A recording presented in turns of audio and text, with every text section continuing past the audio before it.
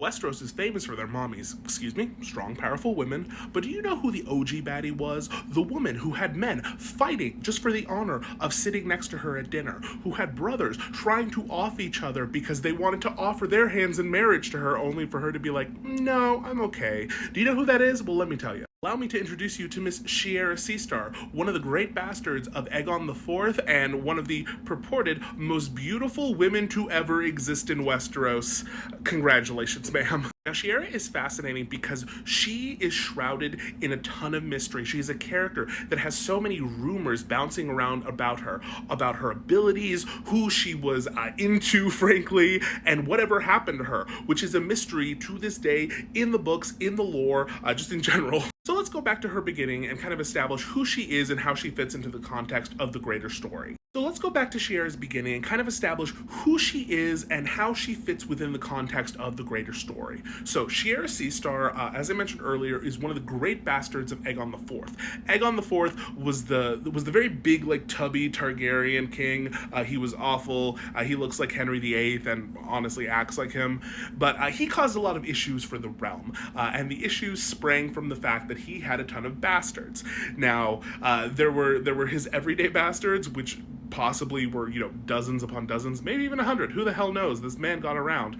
And then there were the great bastards. The great bastards were his natural children who were born of noble women. So if he had like a mistress, someone who was important in the realm, they had a child, they were known as one of the great bastards, just because, like, yay, nobility. The great bastards also just kind of happened to be the ones that he usually acknowledged a lot more, because these bastards were born of who would normally be his mistresses. He kept his mistresses out in the open, so everyone would know when one of them was having a child and who that child belonged to. Now, Shiera was the daughter of the 9th mistress and final one of Aegon IV, Serenay of Lys. Serenay of Lys was from Lys, as established in her name, and she was descendant of a very old but apparently impoverished Valyrian line. Now, Aegon IV was very famous for, having these mistresses out in the open, but when he got tired of them, he would kind of shove them to the side, and then he would pick up a new one.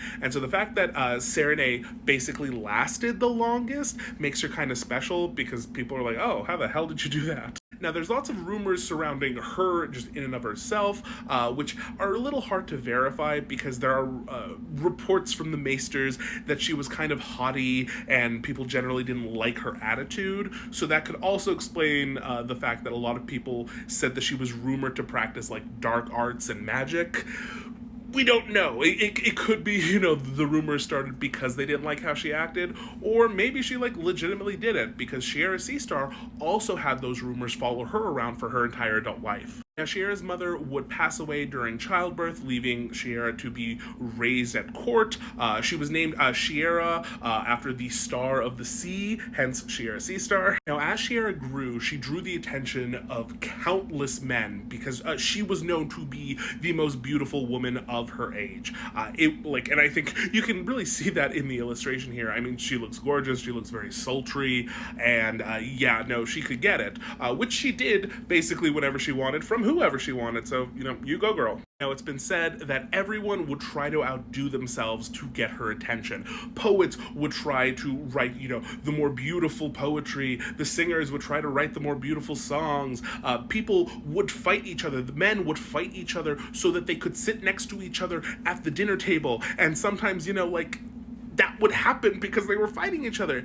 Wild stuff. But like any Targaryen, the attention that she drew the most was that of her other brothers, Aegor Rivers and Brynden Rivers, two of the other great bastards of Aegon IV. Now, you'll see them all up here. We have 4 of the great bastards pictured up here. We have Aegor Rivers here, who was the son of Aegon IV and a Bracken. And you can guess he doesn't like Brynden Rivers over here, because Brynden Rivers is the son of Aegon IV and a Blackwood. The Brackens and Blackwoods, they hate each other. Yippee!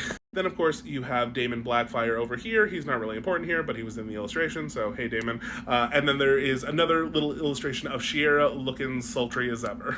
Now, while Aegor Rivers, also known as Bittersteel, and Brynden Rivers, also known as Bloodraven, would hate each other just because of the nature of their families. The Brackens and the Blackwoods, hate each other, and the fact that Aegon IV, being the messy bitch that he was, took a Bracken as his mistress, had a kid, and then grew tired of her and set her aside for a Blackwood. It just, it's a recipe for disaster long term. Really, everything Aegon IV touches is kind of set up to be a disaster long term. So, yeah. But both of those men were in love with Shiera, and it further darkened their relationship. It further set them against each other, and it didn't help that Shiera, was aware and played favorites. So it seems like Shiera actually did have a favorite, though. I know I was joking there. But Brynden Rivers' Bloodraven was her favorite and was known to be her paramour. Now, the funny thing about this is that despite the fact that she basically picked him and was with him for years and years and years, she would never marry him. In fact, she refused to marry him. Now, it's said that Bloodraven proposed to Shiera 100 times, and according to Martin, she would give him her bed, but never her hand, because she found it more amusing to make him jealous. And boy, is it true, because jealousy is a potent motivator, as Bittersteel over here and Bloodraven would learn. Now, while the cause of the Blackfire rebellions is not to do with Shiera, I will say it probably didn't help. It probably fueled it a bit, because Bittersteel over here is one of the main characters who was pushing Daemon Blackfire to do a Blackfire rebellion, and probably influenced by his hatred of the Targaryens, who Brynden Rivers' Bloodraven was siding with. They're all Targaryen bastards, but they don't have the last name, so it's a thing. Now, eventually, the Blackfire rebellions would be put down, or at least, they'd be put down one at a time. They'd keep going for forever. But for a while there, it was just Brynden Rivers and Shiera working together, because Brynden would become the Hand of the King to Aerys I and then Maekar, and he ruled with an iron fist. But it is said that he did it with the explicit help of Shiera over here, who, in and of herself, like her mother, was rumored to practice lots of dark magic. So it's said that Brynden Rivers' Bloodraven was so effective as Hand of the King because him and Shiera used magic to spy on people, essentially. Now, along with that, there were more rumors about her purported magic use. It was said that she used to bathe in blood so that she can remain youthful and beautiful. And I don't know, the skin regime is working, girl, so I can't argue with the results. Now, one of the most interesting things about Shiera, though, is that we don't actually know what happened to her.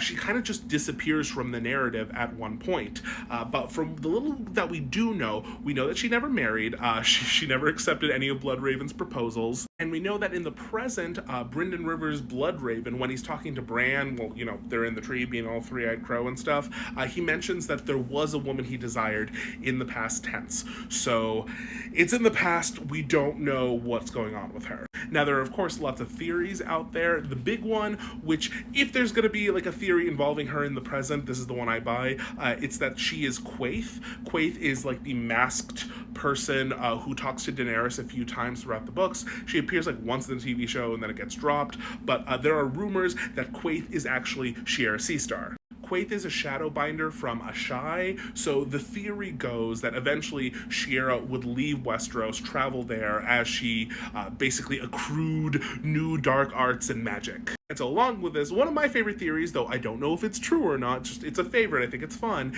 is that Shiera and Bloodraven are basically doing puppet mastery things from opposite ends of the world, as Shiera tries to help Daenerys and Bloodraven tries to help Bran and maybe Jon. Until we know any more, all we can say is that Shiera, you were hot, you bagged a bunch of baddies, and then you went off into the sunset, and we stan you for that. Okay, have a good night, y'all.